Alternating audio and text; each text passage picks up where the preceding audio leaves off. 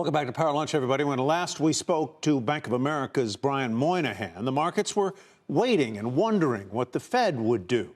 Well, now that we've gotten a half-point rate cut, let's talk again to Brian Moynihan, bring him back, discuss what lies ahead for his bank, for the economy.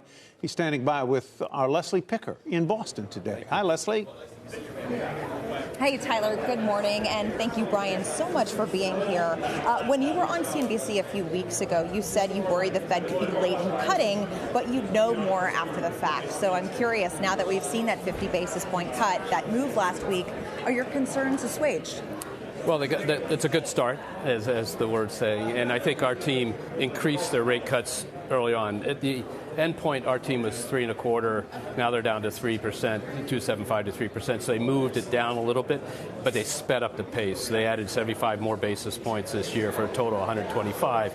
So they went from basically 75 to 125, largely due to the feeling that the Fed's ready to move faster.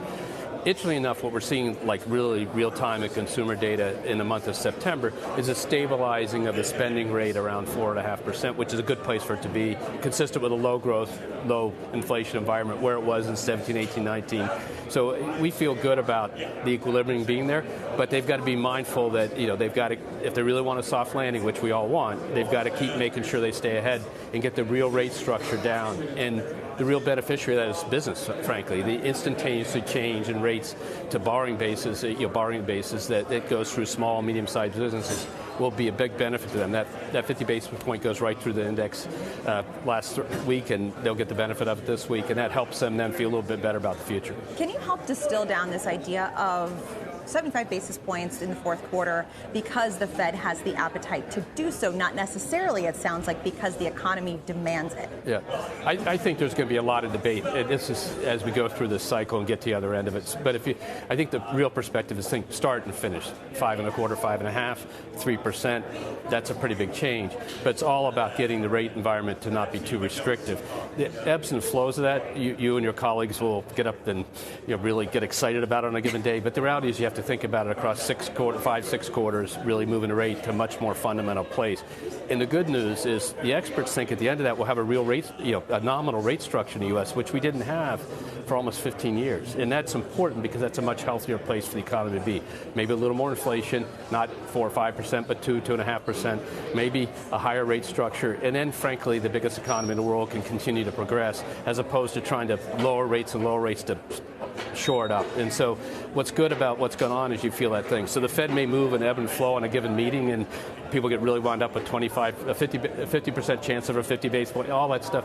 But the reality is where they're starting, where they're ending, and what's the impact. And that's what they really got to make sure. They can't tip the labor market over. They can't tip the stock market over. They got to balance the enthusiasm for lower rates for businesses, consumers being okay, credit being fine, with if they go too fast, they can incite inflation again. And that's the balance they have to have. But the end point, what's interesting is everybody has them at a higher rate structure than we've seen for the last 15, 20 years. So it sounds like you think that inflation at least should not be at the forefront anymore. It should be much more on the side of cutting rates, preventing a deeper recession, make sure they kind of stick that soft landing. If you're trying to average 2% across time, you're going to have to run a little harder for times. Now, we had a very unusual set of circumstances in 2021 and 22 that may never be repeated, hopefully not from the COVID sense and the pandemic sense, but never repeated. We had expansion of the federal debt. We had all those things going on. We were fighting a war worldwide against the disease, and it appears we won the war and we're on the other side. Now we got to bring things back to normal. And so the issues of long-term debt management by our country and others, fiscal balance, those questions are the big questions. They'll ultimately determine what the interest rate structure and things look like. But the idea of running inflation, drop in the rates as inflation comes into it, as opposed to ensuring you get below it and then you can't get back up.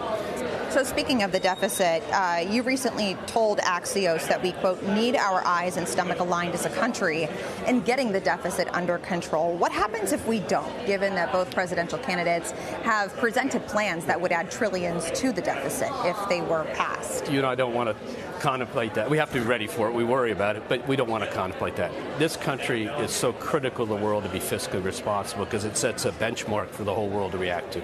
And so getting ourselves aligned. We have we have a wonderful economy. It's grown from the pre-financial crisis to now almost to twice the size. It's outgrown its issues. It's restructured its issues. It deals with capitalism as the best with pluses and some minuses and all that stuff. If we forget that in the strength that we have to show the world, that's the problem.